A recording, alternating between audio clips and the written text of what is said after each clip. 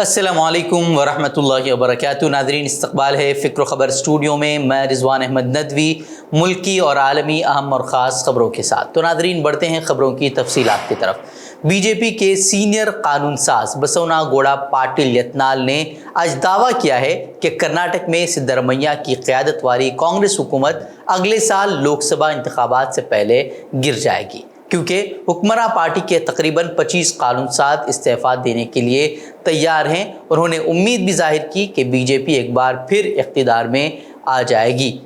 उन्होंने कहा कि कांग्रेस जो कहती है कि उसे 135 सीटें मिली हैं, वो अब सो नहीं पा रही। 30 लोग निकले तो हुकूमत गिर जाएगी।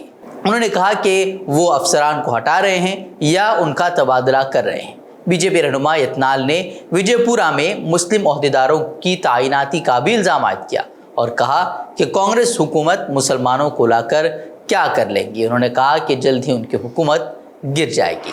Chief justice of India D.Y.. Chandrachud ने आज मुल्क भर में नफरतों को परोसने वाले न्यूज़ चैनल्स को लताड़ लगाई है और साथ ही ऐसा तबसरा भी कर दिया है जिससे गोदी मीडिया में खलबली मची हुई है। दरअसल आज सुप्रीम कोर्ट ने NBDSA यानी कि news broadcasting and digital standard authority के ज़रिए कायम करदा सेल्फ रेगुलेटरी मैकेनिज़्म के गैर मौसर होने पर तशवीश का इजहार किया। CJI की क़यादत वाली बेंच ने NBDSA के उसूलों की खिलाफ वर्जी पर मौजूदा जुर्माना, जिसकी रकम 1 लाख है, उसे गैर मौसर करार दिया। अदालत ने माना कि अब मीडिया को उसका कोई भी खौफ नहीं रहा है और सेल्फ रेगुलेटरी मैकेनिज़्म को मजबूत बनाने की ज़रूरत पर जोर देते हुए खुद गाइडलाइन जारी करने की भी बात कही। दरअसल सुशांत सिंह राजपूत मामले को जिस ढंग से मीडिया ने दिखाया था, जो करतब कलाबाजियाँ दिखाई गई थी, तकरीबन 6 माह तक इस मामले को खींचा गया और ऐसे हेडलाइन लगाई गई थी जिसने हिंदुस्तानी मीडिया की सतह को वाज़ेह कर दिया था। और फिर मीडिया इदारों के ख़िलाफ़ बॉम्बे हाई कोर्ट का रुख किया गया था, जिसमें बॉम्बे हाई कोर्ट ने अपने ऑब्जर्वेशन में मीडिया इदारों को सख्त फटकार लगाई थी और यहाँ तक कहा था कि मीडिया इदारे बेलगाम हो चुके हैं और साथ ही सरकार से भी पूछा था कि आप कोई कदम उठा रहे हैं या नहीं। वहीं जब गोदी मीडिया के दलालों की हाई कोर्ट में बेइज्जती उन्हें सहनी पड़ी तो फिर उन्होंने सुप्रीम कोर्ट का रुख किया और आज इस मामले में सुप्रीम कोर्ट में सुनवाई हुई और सुनवाई के दौरान CJI ने कहा कि आप कह तो रहे हैं कि आप सेल्फ रेगुलेशन से चलते हैं, लेकिन कोर्ट रूम में बैठे हुए अफराद भी जो है वो उनमें से भी कितने लोग इस बात को मानते हैं ये हम नहीं जानते। अदालत ने उसके बाद सख्त फटकार लगाई और कहा कि आप सब कुछ करते हैं और आप पर सिर्फ 1 लाख रुपए का जुर्माना लगता है। फिर अदालत ने एक बात कही कि जितना ये इदारे शोज़ के ज़रिए कमाई करते हैं उन पर उसी हिसाब से जुर्माना लगाया जाना चाहिए। वहीं अब अदालत इस पर क्या फ़ैसला सुनाती है और किस तरीके से उन नफरती मीडिया चैनलों पर लगाम कसने में कामयाब होती है, ये तो अदालत का आने वाला फ़ैसला ही बताएगा। सुप्रीम कोर्ट ने पीर के रोज़ 2002 के गोधरा ट्रेन आतिशज़दगी के सानहे में उम्र कैद की सज़ा पाने वाले 3 कसूरवारों को ज़मानत देने से इनकार कर दिया। Chief justice D.वाई. चंद्रचूड़ की ज़ेर सदारत जस्टिस J.B. पारदीवाला और मनोज मिश्रा की बेंच ने 17 साल से जेल में कैद 3 कसूरवारों की अपील पर समाअत करते हुए कहा कि ये किसी एक शख्स के कत्ल का मामला नहीं है, ये वाक़या बहुत संगीन है, इसलिए हम इस मामले में इस मरहले पर ज़मानत देने के लिए माइल नहीं हैं। वहीं मुलज़िमीन की नुमाइंदगी करते हुए सीनियर वकील संजय हेगड़े ने chief justice of India D.वाई. Chandrachud की सरबराही वाली बेंच के सामने इस्तिदलाल पेश किया कि उनमें से 2 मुलज़िमीन पर पथराव के इल्ज़ाम हैं और तीसरे मुलज़िम पर ज़ेवरात चोरी करने के इल्ज़ाम हैं, लेकिन ज़ेवरात भी बरामद नहीं हुए थे। वही रियासती हुकूमत ने कहा कि गोधरा ट्रेन सानहे के दौरान हर एक मुलजिम ने एक मखसूस किरदार अदा किया है। वहीं तुषार मेहता ने अदालत में कहा कि एक मुलजिम को अहम साजिशी होने का कसूरवार पाया गया जो ट्रेन की बोगी को आग लगाने में सरगर्म था। वैसे आपको बता दें कि बिल्किस बानो केस जिसमें इस्मत दरी उसकी की गई थी, उसके बच्चे को मार दिया गया था, कई लोगों को, उसके ख़ानदान के लोगों को जान से मार दिया गया था। ऐसे लोगों को सरकार ने रिहा कर दिया और यहाँ पत्थर फेंकने और जेवरात चोरी के इल्ज़ाम हैं, लेकिन ऐसे लोगों को ज़मानत तक नहीं मिल पा रही है। वो MIM के सदर और हैदराबाद के रुकन पार्लियामेंट असदुद्दीन ओवैसी की दिल्ली में वाक़ सरकारी रिहाइशगाह पर हमले की शिकायत के बाद पुलिस ने मुकदमा दर्ज किया है। یہ شکایت ان کے گھر کی دیکھ ریکھ کرنے والے کی جانب سے کی گئی ہے۔ نگران نے شکایت کی کہ کسی نے اویسی کے بنگلے کی کھڑکیوں کے شیشے توڑ دیے۔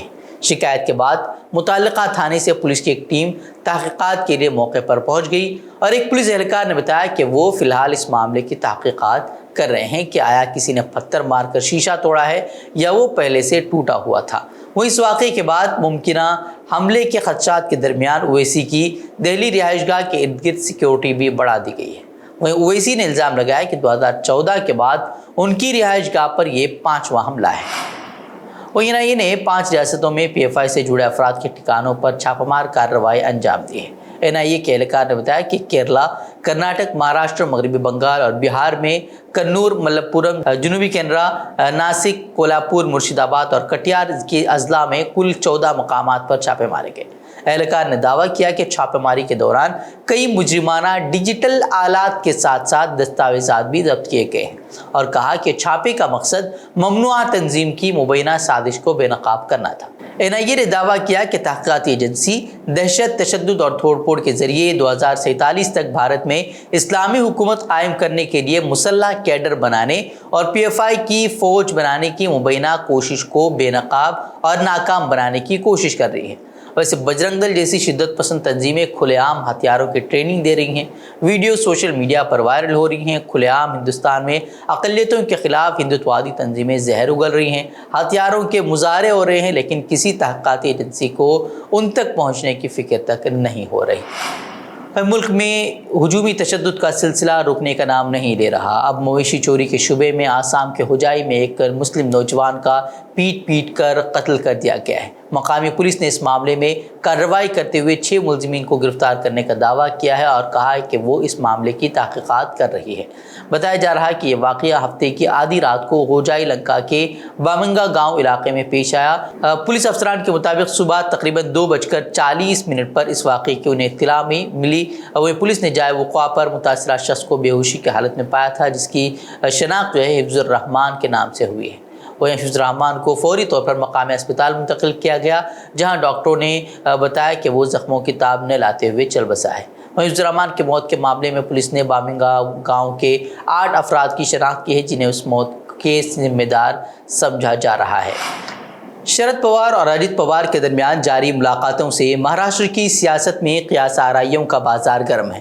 اب شرد پوار نے خود واضح کیا ہے کہ پونے میں ان کے بھتیجے اور مہاراشٹر کے نائب وزیر اعلیٰ اجیت پوار کے ساتھ ان کی ملاقات خفیہ نہیں تھی۔ انہوں نے اس دوران اس بات پر بھی زور دے کر کہا کہ وہ کبھی بھی BJP کے ساتھ ہاتھ نہیں ملائیں گے۔ انہوں نے یہ بھی کہا کہ حالانکہ کچھ خیر خواہ انہیں منانے کی کوشش کر رہے ہیں۔ اور مہاراشٹر کے سولاپور ضلع کے سنگولا میں نامہ نگاروں سے خطاب کرتے ہوئے پوار نے کہا کہ NCP کے قومی صدر کے طور پر میں یہ واضح کر رہا ہوں کہ میری پارٹی NCP BJP کے ساتھ نہیں جائے گی، کیونکہ BJP کے ساتھ کوئی بھی تعلق NCP کی سیاسی پالیسی کے مطابق نہیں ہے۔ حالانکہ پوار نے یہ بھی انکشاف کیا کہ کچھ خیر خواہ انہیں منانے کی کوشش کر رہے ہیں، لیکن انہوں نے یہ بھی کہا کہ وہ کبھی بھارتیہ جنتا پارٹی کے ساتھ اتحاد نہیں کریں گے۔ میوات اور نوح میں یاترا کے نام پر کس طریقے سے تشدد برپا کیا گیا ہر کسی نے دیکھ لیا، اور اب ایک بار پھر ماحول بگاڑنے کے لیے ہندو تنظیموں نے مہا پنچایت منعقد کر 28 اگست سے نوح میں وشو ہندو پریشد کی برج منڈل یاترا بحال کرنے کا اعلان کیا ہے۔ سرو جاتیہ مہا پنچایت میں پلول، گروگرام اور دیگر قریبی مقامات کے لوگوں نے اس میں حصہ لیا۔ اس میں طے پایا ہے کہ نوح کے نلسر سے یہ یاترا بحال کی جائے گی۔ گروگرام کے VHP قائد دیویندر سنگھ نے کہا کہ نوح میں مرکزی فورسز کی 4 بٹالین مستقل تعینات کی جانی چاہیے۔ بتا دیں کہ 31 جولائی کو نوح میں وشو ہندو پریشد کے جلوس کے بعد وہاں ہنگامہ مچا تھا اور تشدد اور توڑ پھوڑ وہاں کے واقعات پیش آئے تھے۔ اس کے بعد فرقہ وارانہ فسادات پھوٹ پڑے تھے۔ وہیں 6 افراد بشمول 2 ہوم گارڈز اور 1 نائب امام کی موت بھی واقع ہوئی تھی۔ وہیں فرقہ وارانہ فسادات کے نام پر کئی مسلم نوجوانوں کو گرفتار کیا گیا ہے۔ پوری بستیاں جلا دی گئی تھی اور پھر اس کے ساتھ ساتھ حکومت نے بلڈوزر چلا کر سینکڑوں مکانات منہدم بھی کر دیے، اور ایک بار پھر سے اب یاترا کی باتیں کی جا رہی ہیں۔ تو نئی خبریں، مزید خبروں کے لیے آپ ہمارے ویب سائٹ www.fikrokabar.com کی طرف رخ کر سکتے ہیں۔ ویڈیوز کے لیے ہمارے YouTube چینل کو سبسکرائب کریں۔ تو ناظرین اجازت دیں، السلام علیکم ورحمۃ اللہ وبرکاتہ۔